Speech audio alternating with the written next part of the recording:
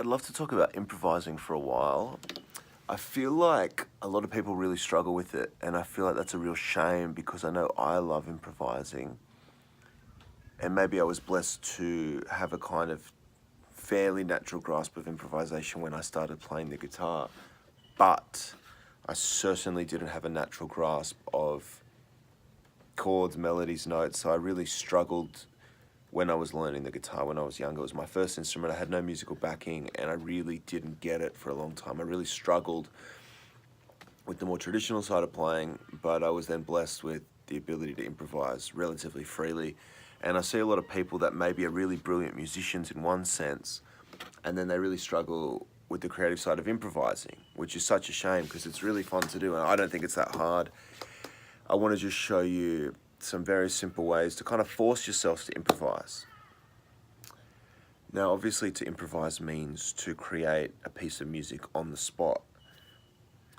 Generally, the context I'm talking about here is that it's probably a guitar solo, really. We're having guitar lessons here. It can be broader than that, but let's talk about the context of guitar lessons right now, where you're playing either on your own or with another guitarist or with a band or with one other musician.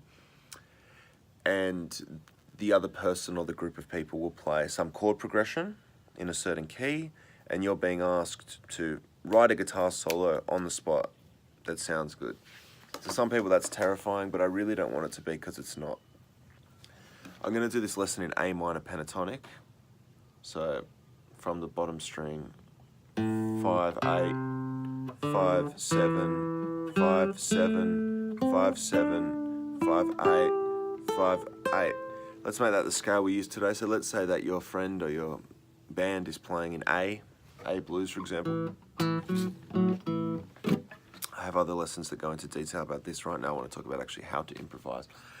Sometimes I used to show students a scale and explain that to improvise you simply play the scale out of order. But some people couldn't even play the scale out of order, so they would just, when they're trying to improvise, they'll just play all they can do is play the scale. So I'm going to challenge you right now. All I'm asking you to do is play 2 notes from the A minor pentatonic scale. 2 notes. Pick them at random.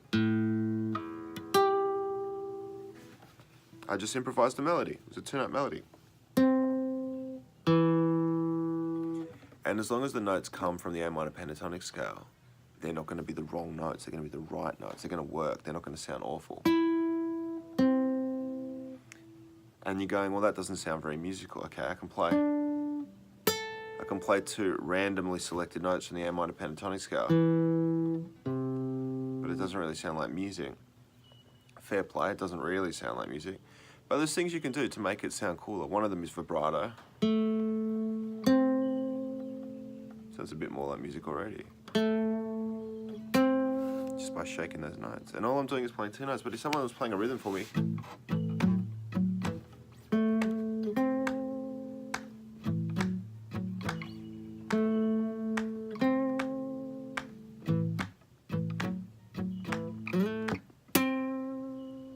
do that with all your other 2-note patterns. Shaking the notes is a really great way to get some emotion out of it. But let's make it a bit more musical and a bit more realistic. So let's do 3-note patterns. So all I'm asking you to do now is randomly select 3-note groups from the A minor pentatonic scale.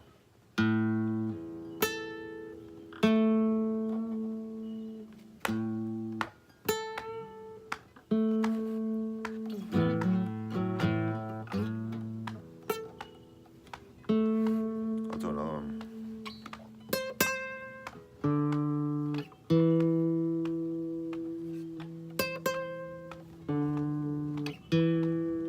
So a pattern I see a lot of people get stuck in is that when they're trying to improvise, they think they've got to be, Jimi Hendrix all the time. You don't have to play too much. A lot of people just get stuck in the scale, sort of, which can be cool as well, but I'm saying just force yourself to create some random groupings of notes.